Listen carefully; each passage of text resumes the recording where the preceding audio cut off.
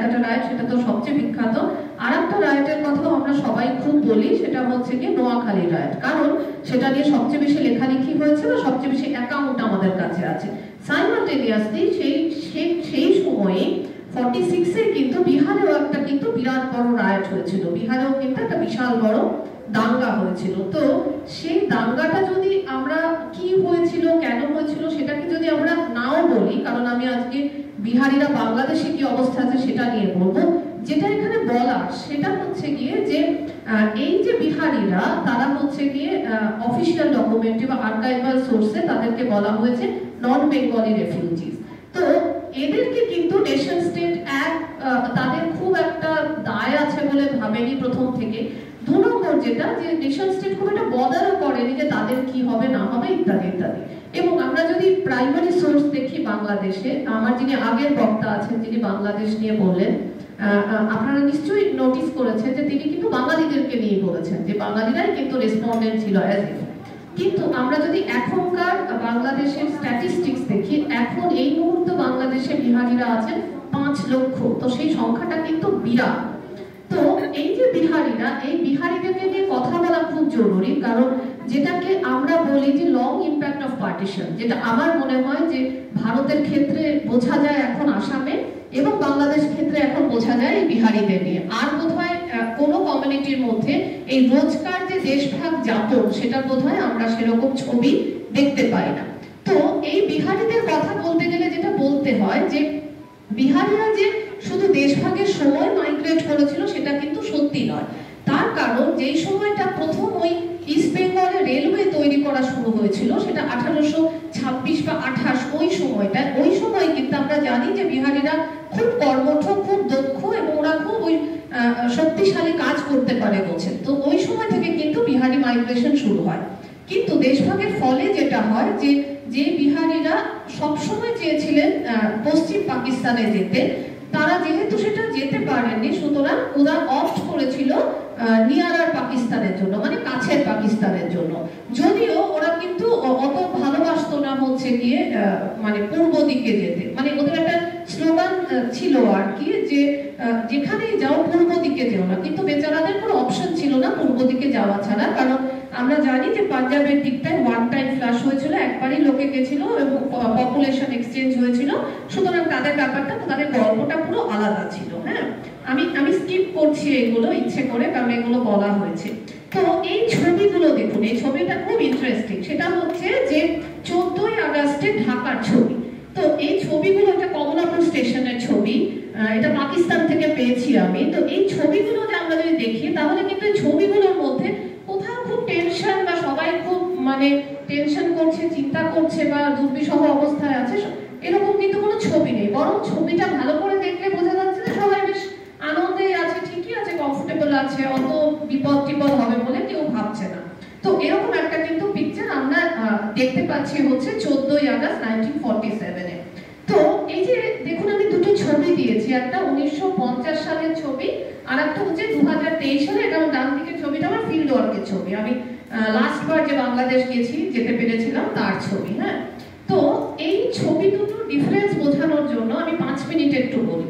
এই যে বিহারিরা যারা হচ্ছে গিয়ে মাইগ্রেট করেছিল, প্রথম থেকে যদিও অফিসিয়াল ডকুমেন্টে বলা হয়েছে বাঙালি এবং নন বেঙ্গলি রিফিউজিরা এক রকমের সুযোগ সুবিধা পাবে, কিন্তু যেহেতু ভাষার একটা সিমিলারিটি ছিল, মানে পূর্ব পাকিস্তানের শাসক শ্রেণীর সঙ্গে উর্দু ভাষার একটা যোগ ছিল, সুতরাং প্রথম থেকে কিন্তু এই বিহারি যারা, তারা কিন্তু একটু বেশি সুবিধা পেয়েছিল।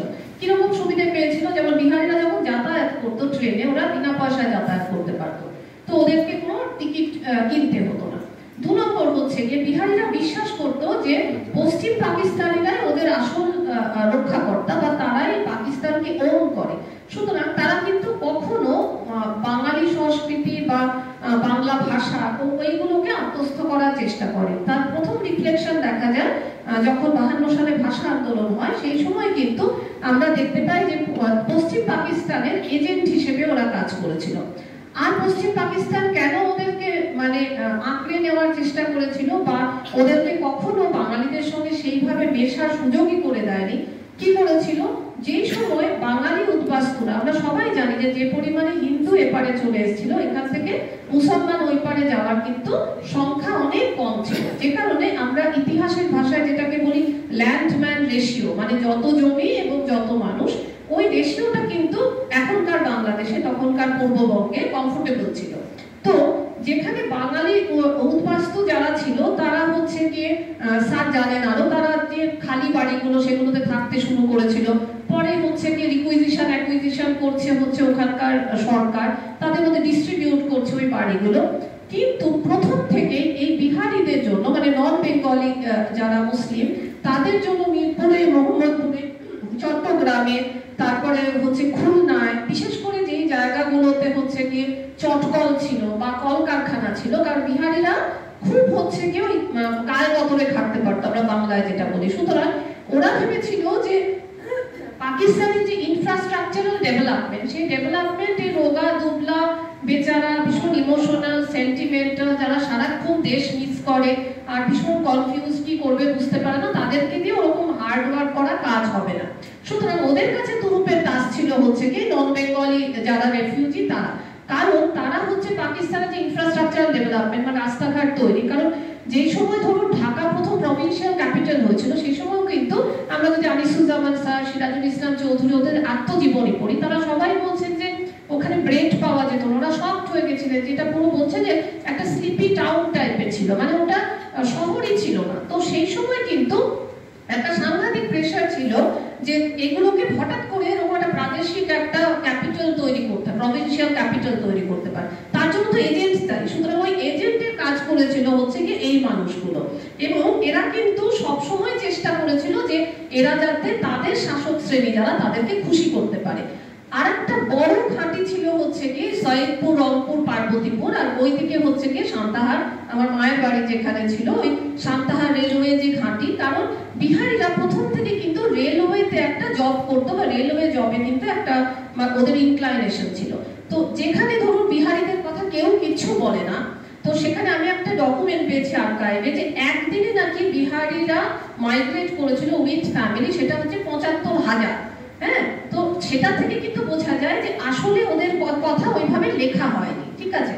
কিন্তু এই যে আমি যেগুলো বললাম, যে যেহেতু ওরা পাকিস্তান সরকারের সঙ্গে কোলাবোরেট করেছিল এবং ওরা ভেবেছিল যে ঐক্যবদ্ধ পাকিস্তান, মানে ইস্টার্ন উইং ওয়েস্টার্ন উইংকে জুড়ে ওরকম একটা তৈরি করা হয়তো সম্ভব হবে, এবং যেহেতু ওদের কোনো যোগাযোগই ছিল না বাঙালিদের সঙ্গে, যেটা আরো সমস্যা হয়েছিল আইয়ুব খানের সময়, কারণ আইয়ুব খানের সময় অনেকগুলো স্যাটেলাইট টাউন তৈরি করা হয়, এবং সেই স্যাটেলাইট টাউনে ইচ্ছে করে বিহারিদেরকে পুরো আলাদা করে বাসস্থান, আলাদা করে সমস্ত কিছু হচ্ছে গিয়ে মানে থাকার ব্যবস্থা করে দেওয়া হয়। যেমন আমি খুলনায় একজনকে ইন্টারভিউ করেছিলাম, উনি বলেছিলেন, মানে উনি একটা জুট কারখানার ম্যানেজার ছিলেন, উনি বলেছিলেন যে বিহারিরা বাংলা শিখতো না, বাঙালি যারা কাজ করতো ওরা ওদেরকে বাধ্য করতে হচ্ছে কি হিন্দি শিখতে, উর্দু না হোক অন্তত হিন্দি শিখতে। এবং 1971-এ যখন লিবারেশন ওয়ার হয়, যেটা নিয়ে এখন চলছে, এবং আমরা জানি এই সমস্যাটা এবার শুরু হয়েছে একটা শর্ত দিয়ে, সেটা হচ্ছে রাজাকার। রাজাকার মানে বিট্রেয়ার, মানে যে নেশনকে বিট্রে করেছে। হ্যাঁ, তো অ্যাকচুয়ালি রাজাকার বলতে যাদেরকে বোঝানো হয়, এরা কিন্তু ছিল প্রবাবলি ম্যাক্সিমামই হচ্ছে বিহারিরা।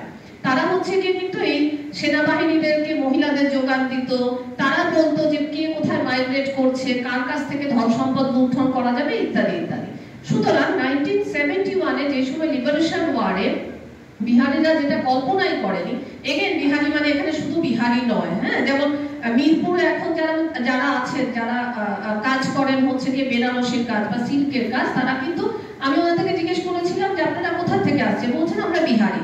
আমি বললাম তাহলে এই কাজটা কোথা থেকে শিখলে, বলে বেনারস থেকে শিখেছি, বাপ ঠাকুর তারা শিখেছে। আমি বললাম তারা কি করে শিখলো, তখন ভীষণ আমতা করে বললো না আমরা তো বেনারস থেকে এসেছি। আমি বললাম তাহলে আপনারা বিহার থেকে বেনারসে গেলেন, সেখান থেকে এলেন? তখন বললো না আসলে আমরা তো বেনারসের লোক, কিন্তু এখানে বিহারি বলে ক্যাটেগরাইজ যদি করা হয় তাহলে কিন্তু আমরা মিনিমাম সুযোগ সুবিধাটুকু পাবো। কি সুযোগ সুবিধা, মানে free gas line, free electricity line, ইত্যাদি ইত্যাদি। যেমন 71-এ আমি অফিসিয়াল ডকুমেন্টে পেয়েছি বিহারিদেরকে ক্যাটেগরাইজ করা হচ্ছে, বলা হচ্ছে মাওরা। তো আমরা জানি মাওরা শব্দটা মারোয়ারি থেকে এসেছে। তো এগেন আমার মনে হলো যে আরে বাবা, তাহলে এদেরকে মাওরা কেন বলা হচ্ছে?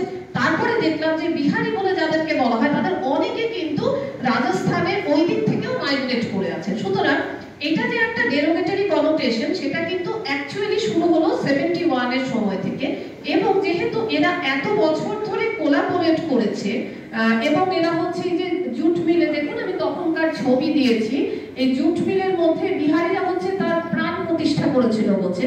তো এই বিভিন্ন রকমের যে মানে দেখুন এই ছবিটা খুব ইন্টারেস্টিং, ডান দিকের ছবিটা, হ্যাঁ, যে ওরা মানে একজন মারা গেছেন, মানে রায়টে মারা গেছেন বাঙালি, সেই বাঙালিদেরকে যে লাস্ট রাইট সেটা করার অধিকারও বিহারীরা দিচ্ছে না, ওরা বয়ে নিয়ে আসছে, যাতে সেই ডেড বডিটাকে নিয়েও ওরা পাওয়ার দেখাতে পারে যে এটা আমাদের এরিয়া, এটা আমাদের জায়গা, সুতরাং আমরা এখানে কাউকে অ্যালাউ করবো না। হ্যাঁ, তো এই বিরাট বিরাট এই যে ইস্পাহানের কারখানা, অনেক বড় বড় কারখানা, সমস্ত কিন্তু রান হতো এই বিহারীদের দিয়ে। সুতরাং 71 এর সময় যেটা হয়, যেটা সমস্যা শুরু হয়েছিল, সেটা হচ্ছে যে বাঙালিদের মানে যে আইডিয়া অফ বেঙ্গলি ন্যাশনালিজম, মানে বাংলাদেশ মানে বাংলা নামের দেশ বা বাংলা ভাষার জন্য তৈরি যে দেশ, সুতরাং এই দেশের সঙ্গে কিন্তু বিহারীরা নিজেদেরকে আইডেন্টিফাই করতে পারেনি।